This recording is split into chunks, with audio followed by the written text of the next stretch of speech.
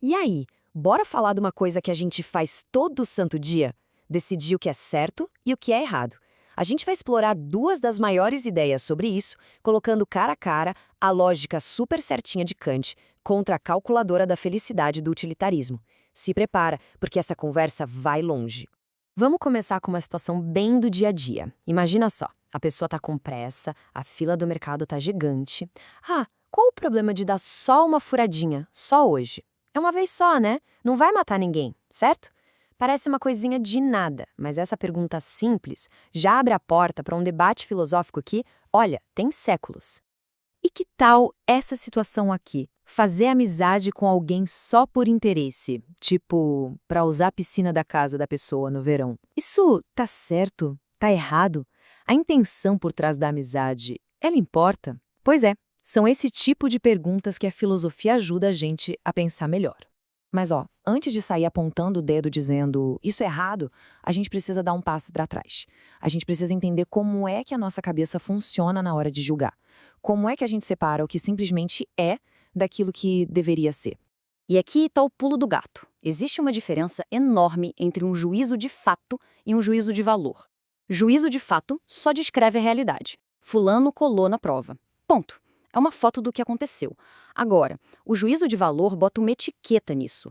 Colar na prova é injusto. Sacou a diferença? Um descreve, o outro avalia. E é nessa avaliação que a moralidade mora. Beleza. Vamos então para a primeira grande teoria. Para um filósofo chamado Immanuel Kant, a resposta para esses dilemas todos não está nas consequências do que a gente faz, nem nos nossos sentimentos. A resposta está numa coisa que todo mundo tem: a capacidade de usar a razão, a lógica. E quando a gente fala em regras, o Kant não estava para brincadeira não, hein? Diz a lenda que ele era tão metódico, mas tão pontual na sua rotina, que os vizinhos dele lá na cidade de Königsberg acertavam os relógios pela hora que ele passava fazendo a caminhada diária dele. Esse era o cara que achava que a moralidade também tinha que ser precisa como um relógio. Então, qual é o ponto principal aqui para ele? Para Kant, não importa se uma ação faz alguém se sentir bem, ou se o padre ou o pastor disseram que é certo.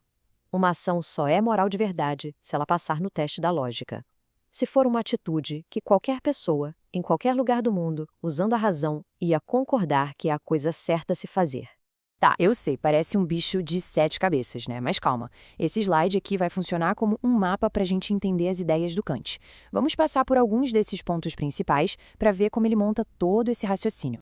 Primeiro de tudo, ele fala de uma maturidade moral.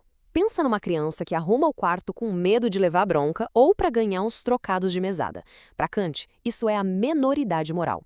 A moralidade de verdade, a maioridade, é quando a pessoa arruma o quarto porque entende que aquilo é o certo a fazer. E ponto. Não importa se vai ganhar algo ou ser punida. E aqui vem uma ideia que pode parecer estranha. Para Kant, ser livre não é sair fazendo o que der na telha. Ele diria que isso, na verdade, é ser escravo dos nossos desejos do momento. A liberdade de verdade, que ele chama de autonomia, é usar a nossa própria cabeça para criar uma regra racional para a gente mesmo e ter a disciplina de seguir essa regra. Tudo bem, muito legal na teoria. Mas e na prática? Como é que a gente sabe se a nossa regra pessoal é boa mesmo, se ela é racional? Para isso, o Kant criou uma ferramenta, uma espécie de teste de qualidade moral. Esse teste é o famoso imperativo categórico. Pensa nele como se fossem 3 peneiras. A primeira, a lei universal. Pensa na sua atitude e se pergunta: e se todo mundo no planeta fizesse isso o tempo todo? Se todo mundo furasse fila, simplesmente não existiria mais fila. A regra se destrói. Então, para Kant, está errado. A segunda peneira, a humanidade. Se pergunte: eu estou tratando as pessoas como pessoas, que têm seus próprios sonhos e valor, ou estou usando elas como se fossem objetos para eu conseguir o que eu quero? Fazer amizade só pela piscina é, basicamente, usar a outra pessoa como uma ferramenta. E a terceira peneira, o mundo ideal. A minha atitude ajuda a construir o tipo de mundo que todo mundo gostaria de viver? Agora, prepara para virar a chave, porque a gente vai mudar tudo de lugar. E se a moral não tiver nada a ver com a intenção ou a regra, e sim com o resultado, com a consequência, bem-vindos ao utilitarismo, a filosofia que bota a felicidade na ponta do lápis. E se o Kant era o senhor das regras, o pai do utilitarismo, Jeremy Bentham, era, bom, uma figuraça. Ele era tão dedicado à ciência que pediu em testamento que o corpo dele fosse preservado.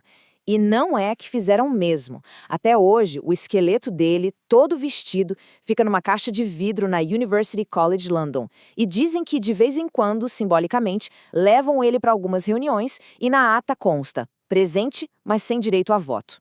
A ideia do Bentham é super direta. Ele dizia que a natureza nos deu dois chefes, o prazer e a dor. Tudo que a gente faz é para buscar um e fugir do outro.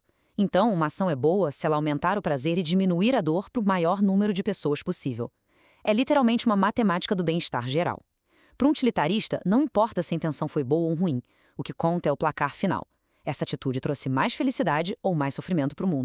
Só que aí veio o sucessor dele, John Stuart Mill, e deu uma ajustada importante nessa ideia. Para o Bentham, qualquer prazer valia o mesmo, só mudava a quantidade. O Mill discordou. Ele disse, peraí, existe uma hierarquia de prazeres. A qualidade importa, importa muito. E essa frase famosa do Mill resume tudo. Ele dizia que os prazeres da inteligência, da arte, de uma boa amizade, que ele chamava de prazeres superiores, valem muito mais do que os prazeres do corpo. Ou seja, para o Mill, a alegria de ler um livro incrível ou ter uma conversa profunda vale mais do que comer o seu prato favorito, mesmo que essa alegria intelectual venha com um monte de dúvidas e insatisfações. Certo. Agora que a gente já conheceu os dois competidores, vamos botar eles para brigar num ringue de ideias. De um lado, a ética do dever de Kant. Do outro, a ética das consequências dos utilitaristas. Que comece o duelo. A grande briga aparece aqui. E quando a gente precisa quebrar uma regra? Para o Kant, mentir é sempre errado. E ponto final. Por quê? Porque se todo mundo mentisse, a confiança, que é a base da comunicação, ia para o espaço. Agora, um utilitarista ia fazer a conta. Se mentir, neste caso específico, salva a vida de 10 pessoas, essa mentira não só é permitida, como ela é a atitude moralmente correta a se fazer. E no fim das contas, a pergunta volta para a gente. No nosso dia a dia, qual voz fala mais alto? Aquela voz da razão, do Kant, que diz, cumpra o seu dever, não importa o que aconteça, ou a voz que pega a calculadora e pensa, qual atitude vai trazer mais felicidade para todo mundo? Não tem resposta fácil para isso. Mas só de entender a pergunta, a gente já está dando o primeiro passo na filosofia.